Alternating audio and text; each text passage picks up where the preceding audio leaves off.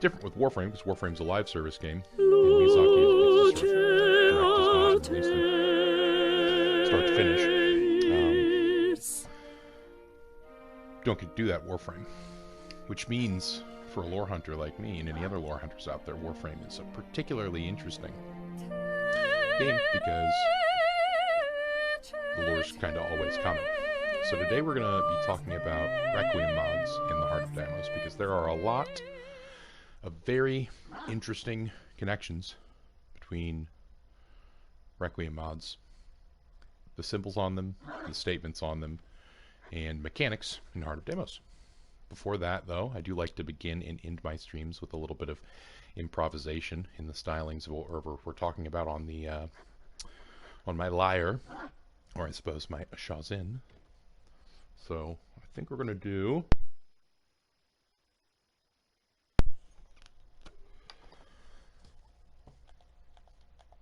let's see if there's a Phrygian or a Dorian. There's a Phrygian dominant. Alright, so there's a reason that I'm choosing Phrygian.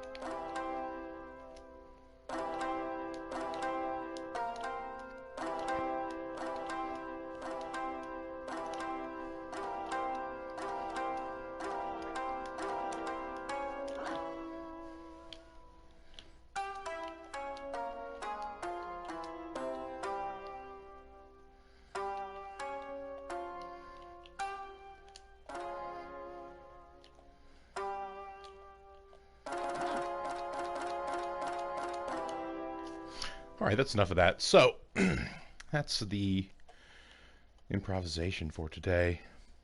Music is particularly important for this stream because they're called Requiem mods. And as we know, most people know that a Requiem is a type of song. But if you're like me, you probably didn't know the detail. Olympius, are you upset? Are you barking at my shawzin? Yeah, I'll pet you. I'll pet you. Good girl. Good girl. Anyhow, I was saying, Requiem mods, they're songs, right? Requiems are songs. I didn't know exactly what kind of songs Requiems were. It turns out, Requiems are liturgic songs used in Catholic Mass. And in fact, you can sequence them a lot of different ways. They're typically in the or a lot of very popular ones are in the Phrygian scale. And there are about 8 or 9 different types of them. One of them is called Introit. That's the one that it begins with. Introit is the Latin word for entrance. And it's not dissimilar to the word Entradi, which is essentially Italian for entrance. So it's interesting that if you were to hold a Catholic Mass, which is, you know, a mass prayer for a person or people who have died, like after a funeral, you were to start a requiem or a series of chants or songs, recitations, and prayers that you sing and recite in order to facilitate the safe passage of, you know, souls to the afterlife. What you'd be doing is you'd be constructing a series of requiems, a sequence of requiems, in fact. And generally, the requiem always begins with an introit, an entrance. The Latin word introit and entradi. Not a coincidence, I think. There are other interesting things about requiems and Roman Catholicism, but the key one that I wanted to highlight before we jump into taking a close look at Requiem mods is that they are requiems in Catholicism are a sequential thing. So they're modular. You can rearrange them for different effects, is the theory, is the liturgic theory. You know, like you might have different requiems that you sequence and recite for different sorts of funerals or masses, for instance. So there's a key similarity here, and this is one thing I always try to look for when exploring potential new lore threads, between the gameplay mechanics of a Requiem mod and, for lack of a better word, the gameplay mechanics of holding a series of Requiems for like something like a Catholic Mass. Also interesting, Requiems as songs are directly linked to the dead and care for the dead after they have died. And so it's interesting, too, that in the Heart of Deimos we see the Requiem symbols very blatantly, and sometimes I think as hieroglyphics, in the sort of crypts underneath Deimos. Now, I say crypt, there's no in-game thing that calls it a crypt, but the sort of underbelly or the ventricles underneath Deimos that lead up to the heart, which we'll hop into here in a second, have these items that you can break open called caskets. Now, the interesting thing about these caskets, and this is where it all links in, is that I want you to remember, I want you to look out for those caskets when we're there, and take a close look at Nidus's Phryke skin. And look at those hands. Reminiscent of a sarcophagus. You might see like an Egyptian pharaoh painted with their hands like that. But interestingly, I think that the actual art in-game for these caskets features a small pair of crossed ethereal hands. And I think the base color for Nidus's Phryke skin is the same color as those caskets' hands are. Let's take a quick look at Nidus's Phryke base color.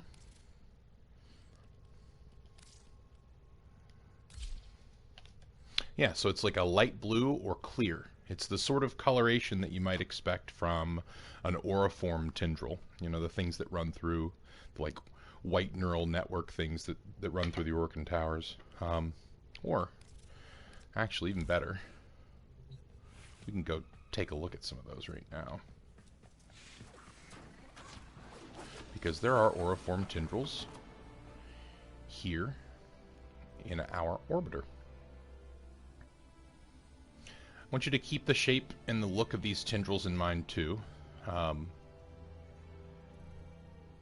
interesting. I didn't notice that. There's a hologram back here. Like a 3D model of some tendrils going on. Reminds me a lot of Void Space.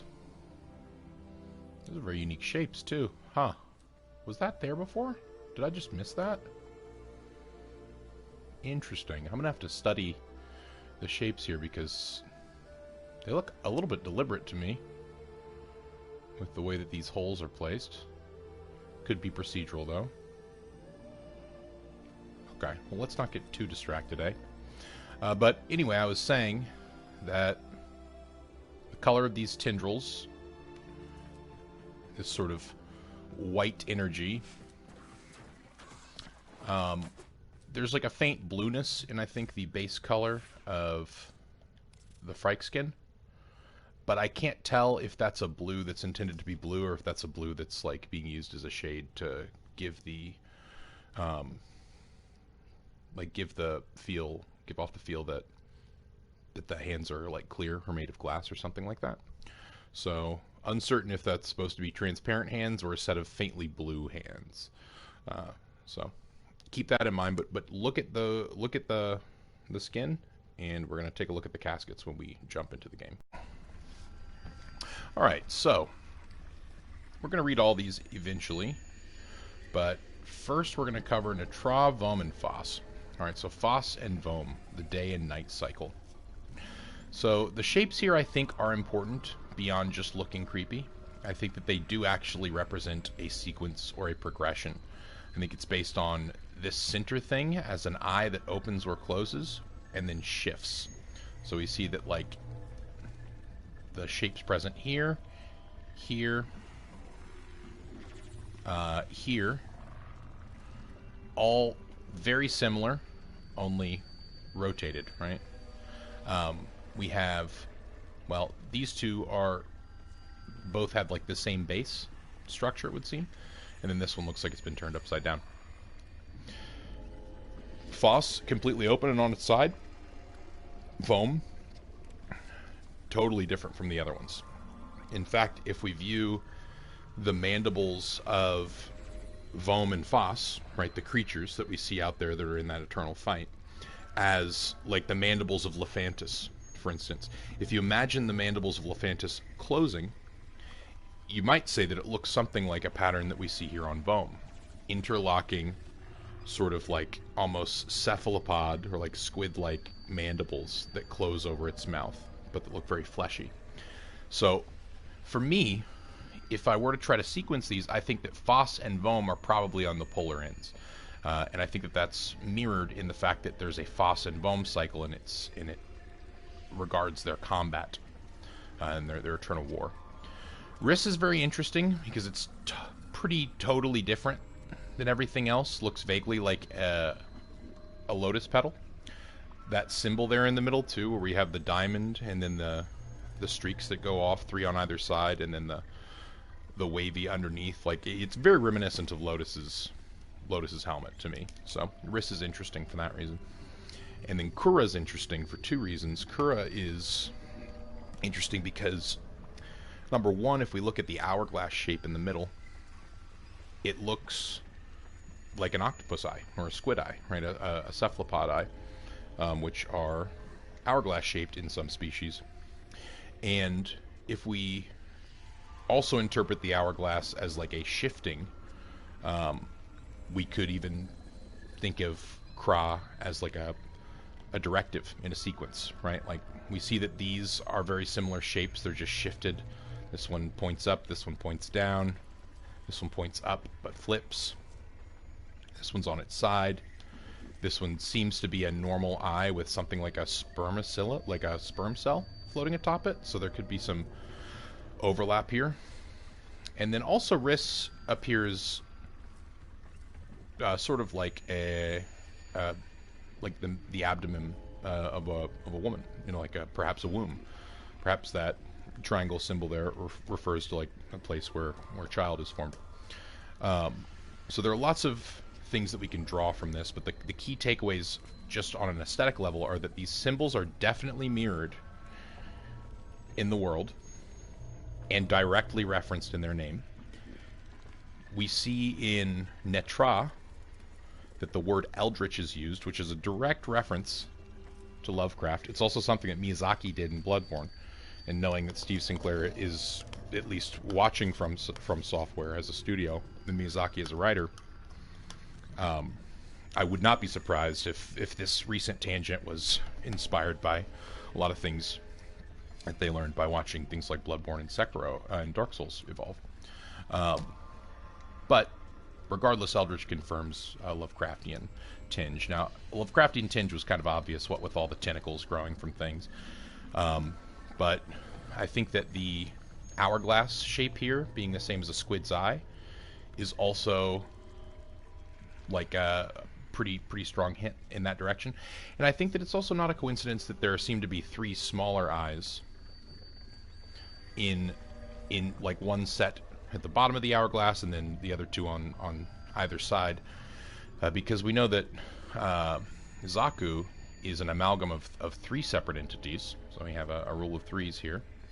And also, if you look at depictions of like Cthulhu or like Eldritch cephalopod great ones, you'll often see like depictions with 3 eyes instead of 2, and then like overlaid and stuff. So lots of potential here in these runes. What they mean, if there is a direct sequence, what they're communicating, who knows?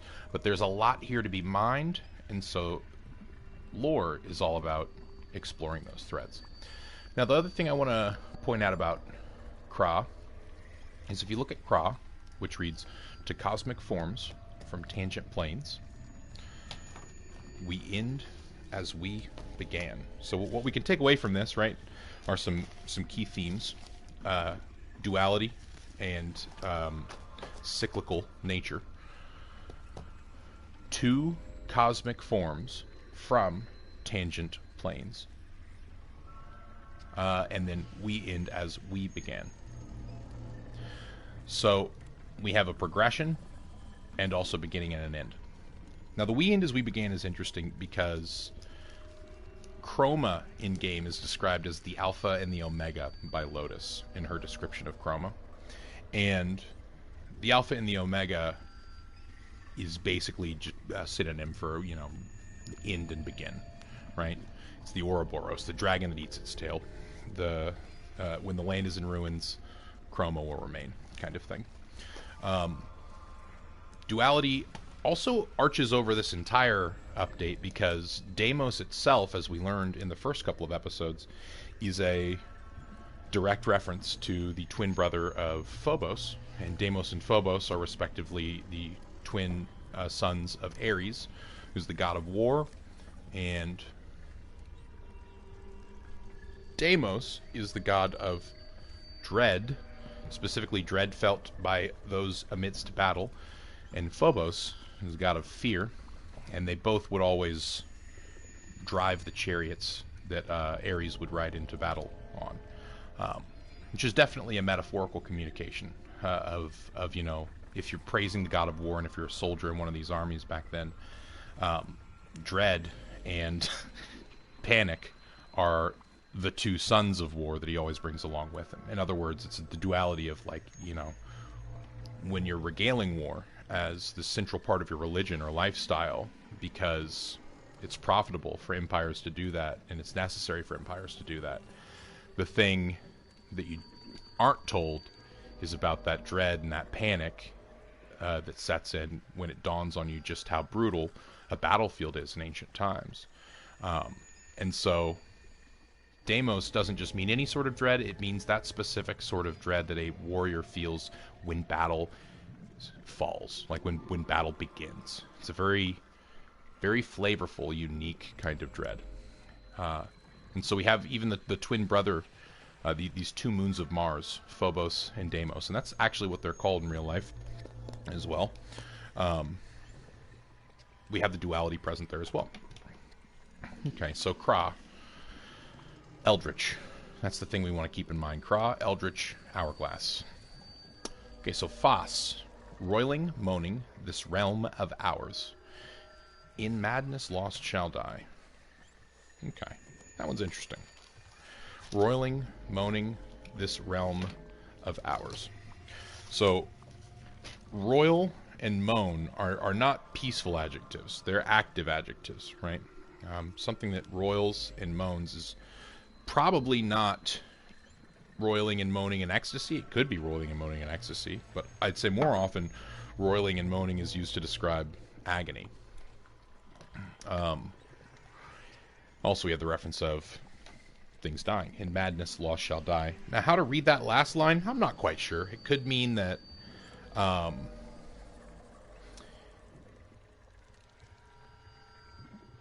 if you are lost, if you're like a lost soul, then you die in madness, right? In madness, lost shall die. We can put a comma between madness and lost. In madness, comma, lost shall die. Lost for being the subject here. You could also read it, in madness lost shall die. So if you lose your madness, thus you die. So I think that phrases like this, especially when they're intended to be sort of eldritch or paradoxical in nature, are not really about a specific intention, but rather the presence of a tone, right? Of a theme, of a motif, of a feeling when you read them. And that feeling is otherworldly, and that feeling is eldritch. That feeling is paradoxical, right? That feeling might be of fear, or dwe, or devestry, as they say in Sanskrit, or duviri, as they say in Warframe. Hate. I think that this is the aesthetic that DE is going for with these Requiem mods, and can I just say I'm very impressed that they were able to build this from lore pieces that were laid with Kuvaliches like a year ago. It's incredible. So we want to be watching for things that Foss and Vohm do. Anything new we learn about Foss and Vohm while we're out in the field. is going to be helpful to understanding Foss and Vohm. Vohm reads, to cosmic madness, laws submit. Those stalwart minds entreat. Really good stuff here. Really good stuff here. Now, the obvious part, that's very juicy, is those stalwart minds entreat. Entreat being a very close word to Entradi, right? It could be that Entradi is Italian for entreat, and Introit is Latin for entrance. I'm not sure. I haven't looked up the Italian for entreat. If someone could do that and post it in chat, that'd be cool. If not, I'll make a note and do it later and make a card. But we have a direct reference to the Entradi Clan here. Now, that's interesting, I think, because it's a descriptor. It describes the Entradi Clan. If we read this as a reference to the Entradi Clan, those stalwart minds. Oh, shut up, alarm. Those stalwart minds entreat. So first line says, to cosmic madness, laws submit. Now I think we can probably read this as entropy, right? Disorder will always prevail. Madness, panic, fear, dread.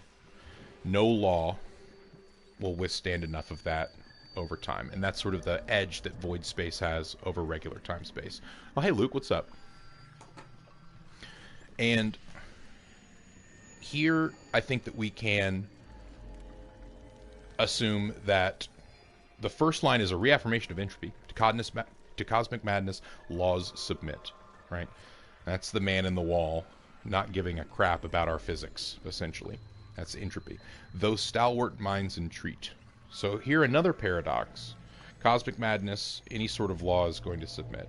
However, if your mind is stalwart enough, you'll entreat. How to read entreat there? Does entreat mean entreat someone else to something? Does it mean entreat yourself to something? Does it mean entreat simply as enter or begin? It could. Either way, it tells us that the Entradi Clan are stalwart minds for some reason. There's something about them that has enabled them to entreat in the face of cosmic madness rather than submit in the face of cosmic madness. I think that it's not a mistake that Vohm seems to be the more powerful of the siblings between Vohm and Foss. Because whenever Vohm and Foss fight, I believe the cycle is not like Vohm kills Foss, then Foss kills Vohm, then Vohm kills Foss.